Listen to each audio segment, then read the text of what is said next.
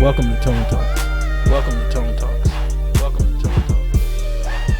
How's everybody doing today? This is Antonio Moore coming to you from Tone Talks. I wanted to come to you today to have a brief discussion about black relationships.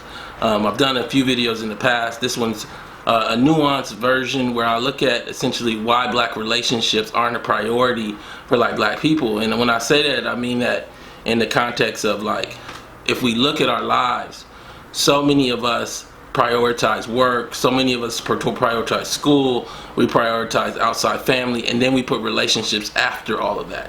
When I talk about relationships, I mean intimate relationships with a mate, and it doesn't work that way. Essentially, what you're seeing to me is that so many of us have been programmed to go to school and to work that we've come to a point where we live to work instead of actually being in a place that I think prior generations were, where it's like working to live.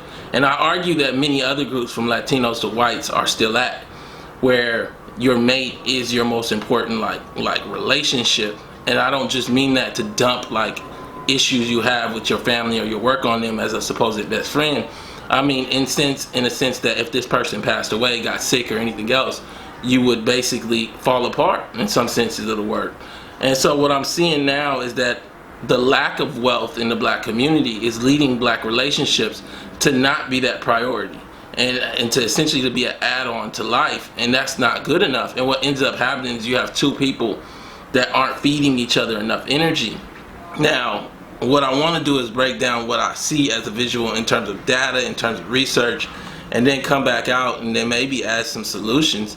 But what I'm seeing now is that, as I said earlier, you look at most black life, because of the pressures of economics and to be successful, quote unquote, you see people prioritize work and school and outside family over their intimate relationship, or even finding an intimate relationship. Whereas if you go back 40 years, if you go back 50 years, essentially all of that led to an intimate relationship with a mate, whether you're a husband looking for a wife or a wife looking for a husband, to actually complete the process and have children. And now what's starting to happen is, because of the way that they've increased the cost of having children exponentially. I mean, I think Times, I pulled that article up, said that it cost $1 million to raise a child through college. And then you look at the reality of what they've done with black male unemployment and all of the sort. You just start to run into this reality. What's the value of this added relationship to my bottom line? And a lot of people are walking out, whether they understand it or not, saying it's just not enough there. One of the reasons that we see this is that blacks have a severe multi-generational lack of wealth. And that is a result of a massive amount of systemic oppression. It isn't just as a result of some failed business that your great-great-grandfather got involved in. It's literally because your great-great-grandfather was somebody else's business property. And so now what you see is that failure, that social cost, is still in the system, and it's showing up in your life in terms of not having the tools that come out of relationships, not having the drivers that drive you into relationships, which I'll talk to you about in a second. And so, when we look at this over a course of a timeline, when we look at this, and I'm being brief here, but we look at a post-70s America, and the impact of feminism, and the impact of post-feminism on black life, what we start to run into is this switch where the one tool in the toolbox, I mean, if I had to look at a toolbox of wealth and life, there's inheritance, there's in vivo transfers, inheritance being post-death, transfers of wealth, homes, assets, stocks, in vivo being in life. Somebody gives you $30,000, $100,000, gives you your kids' tuition, gives you your student loans, or pays off your school. And then you have essentially the social relationships that somebody can actually transfer to you once they choose, which is you graduate from law school, I'll make that call to the president of this company and get you that access. Because black America is lacking in the one thing that we did have, which is labor, just labor in the workforce, what you see is that post-feminism, the transition from men having that one tool, not having the rest of them, and being able to at least leverage that into being a garbage man and having a stay-at-home wife, was just gone now. So now the whole question that never got answered is, well, then why would blacks get into relationships if there is no other like advantage financially that's going to come from it? In particular, you start having another question, which is, why would African American women get into relationships with men who now are unemployed due to largely no fault of their own? I mean, 30 to 40% in most cities. Why would you push for like relationships if it doesn't give you stability? And I'm not talking about emotional stability right now. I'm talking about financial stability. It's not like his parents are going to give you guys money once you guys marry. In fact, you guys will probably have to pay for the marriage because like the female's father or mother doesn't have the money to pay for it. So it's already a debt at inception. And so like what you start to see as a result of this major shift is a whole shift in the way and what is important in terms of like relating, after work. You saw this shift from men and women where you started mating with other men or other women largely after work to kind of, I guess, release stress or whatever be the case. But in doing all that, what ended up happening is a sister girl moment took the place of those intimate, like necessary time periods to actually develop healthy, long-standing relationships with the other sex, with a mate, male or female. And so like you what I think is interesting is if we look at the shift from, and I've had my critiques of the Cosby Show in terms of a number of things economically, but in a structural nuclear family kind of way, the show did a powerful job of showing black families like that were together and together every day. And like I think that when you look back at that show, you rarely, if ever, had these moments where either Felicia Rashad or Bill Cosby really were out with the guys or out with the girls. They were really together and they were each other's like connectors into like life, night after night, day after day. And the only other major relationship outside of their parents was their children. Whereas you move to this new era of the HBO Insecure show and a number of other shows of the sort, the Girls Trip movie, but you move to this insecurity about everything except for wealth. So you like largely you deal with this whole insecurity of emotions and physicality, what you look like, what you feel like. But you don't really deal with the largest insecurity, which is the structural insecurity that comes from coming from slavery, and then sometimes coming from recent, like, incarcerated fathers or incarcerated mothers, coming from recent structural economic failures in your parents, not because they necessarily chose to, but maybe they were stolen from by in the 60s or the 50s, or their parents were. And so I think what starts to happen is we don't value that structural failure the same way we value the emotional and the physicality failures. And then as a result, we just become self-involved. I think what shows this best is to really look at data.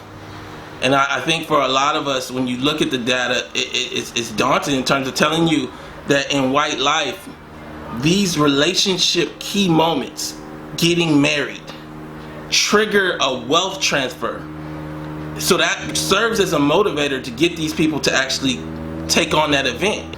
It also serves as something that they use as a driver, no different than, say, like as an African American, when you're in school and you think about the payday that you'll get from taking this marketing class, working at some, Deloitte and Touche somewhere a long time from now, and that makes you study harder. Well, white America has that whole push because they know that there are these trigger moments that will unlock that big wedding, that $45,000 wedding. They know that wedding moment will unlock the $100,000 down payment. For that matter, just the house that's kind of unoccupied that they'll be able to go live in and actually start their life. And we have no exposure to that in the top 15 to 20% of America. And I think for a lot of us, as a result, we're mimicking the relationships that we see from white wealth without the wealth. And then we get so frustrated.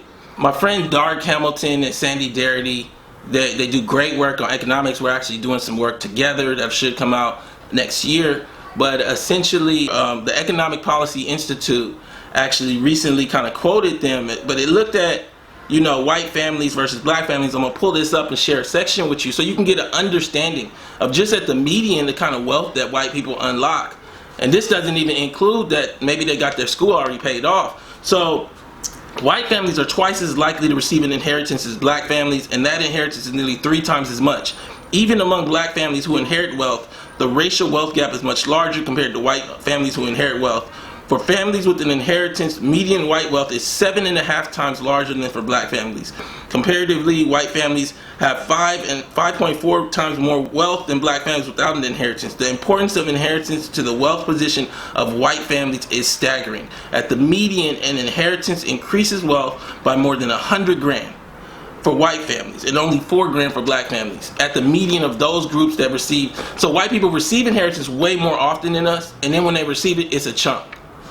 Especially if you start talking about like you went to UCLA, you went to Stanford. No, they're not getting $100,000. You have no exposure to the $500,000 that they got in some form, whether it be cash, stock, or a house, the $1 million. And so like when you know that those things are what's going to come from marriage, doesn't it make it seem much more incentivized to get married? And that's the point of this video, is to say to you that we largely have had all the incentives sucked out of relationships. And then what's happening as a result is that we're just looking at the shell. And then we get into the whole situation and we say, why aren't all these stable things coming from relationships? Why isn't it that we have more money? Why do we have less? Because now you have 2 people spending. You have 2 people spending and no incentives from the government, no inheritance coming, and then essentially the family structure around you guys isn't really supportive in a sense of wealth. In fact, they may take, you might be married to somebody who hasn't dealt with their family structure, so essentially they still try to help their mom with money they don't have. And you got to explain to them that's not the way any of this works. And so I continue on, and Professor William Darity and Darrick Hamilton found that inheritance, bequests, and in vivo transfers, which again are transfers of wealth within life. That means I give you $20,000 in this lifetime, not when I die. And in vivo transfer account for more of the racial wealth gap than any other behavioral, demographic, or socioeconomic indicator. So more than spending habits that we try to talk about, black people spend too much, more than going to school, more than anything, inheritance accounts for the most of anything in terms of wealth differences between groups. And what it's also saying is that as a result, race does as well, because you inherit race. I know it's probably hard to think of it that way, but you inherit race, whatever race you are. And I think fundamentally what you start to see as a result is our toolbox to actually have the drivers and the motivators to have relationships is empty. And we got to question how and why that is the case, and what we can do about it, and what we can do to adjust like how we motivate ourselves to be in healthy, long-standing, stable relationships with the other sex. One of the other things that I wanted to talk about was what we also see is a large number of single mother black homes. And I think that what you're starting to see is we don't understand the lasting consequence of that. And I'm not saying that it's the mother's fault, and I'm not saying it's the father's fault. I'm just saying what the data shows. And so, there's an article that showed that, and I'm pulling it up now, 72% of black kids raised by single parents, only 25% are raised by single parents overall. So, it's not just wealth, because you look at the Latinos, they're not having out of wedlock babies at the same rate. Whites, of course, aren't. And so what you start to see is that we're at 72% of black kids are in single parent homes, and only 25% for other groups. And for me, largely it comes back to the same thing, which is there aren't enough incentives to stay in relationships. It isn't just, don't get me wrong, if somebody cheats, somebody is a drunkard, don't get me wrong, abusive, those things are drivers, but that's not what's driving this gap. What's driving this gap is we don't have the tools, the economic tools to be in relationships. Like I don't know how to tell it to you any other way. You're in a world where essentially you want the things that come with wealth, and you don't have wealth. Your family, not even his or hers. So like your family don't have wealth, and then you date somebody black because you want to date black people, and essentially because of the data, because of the wealth realities, they don't have wealth either. But you guys both together dream for the best things in America. That's not gonna work. And like, I think for a lot of us, what we don't see, and I'm pulling up an article from the Atlantic, your parents are more important than ever. That's the name of the article. That's the statement by a certain economist. And I'm going to share a section. It might take about a minute and a half to get through, but it's a powerful section that talks about like how parents are everything. It kind of drives off of Darity and Hamilton's earlier statements. First, the income of your parents matter, not just as a strong predictor for your own income, given how weak social mobility is, but also as a nudge for your life path. The kids of rich parents are 80% more likely to attend college than those of low-income parents. Teenage daughters of the poorest parents are 37% more likely to have a child than girls born in the richest decile. Second, your parents' marriage or living arrangements matters. The single strongest predictor of child's economic fortunes is the fraction of single parents in the area where she grew up. Children of married parents have a much better shot of getting ahead even if they're in areas where single parents are the norm. The fraction of children living in single parent households is the strongest correlation of upward income mobility among all variables we explored, the researcher said. So understand that they're saying that being from a single parent kind of locks you into economic like failure in a sort, or a high chance of it. But like the reality is 72% of black babies are in single parent households. What does that mean? It also ties back to blackness. That's what they're not seeing. Is that being black, coming from a historical consequence of blackness, shuts you out of the American dream.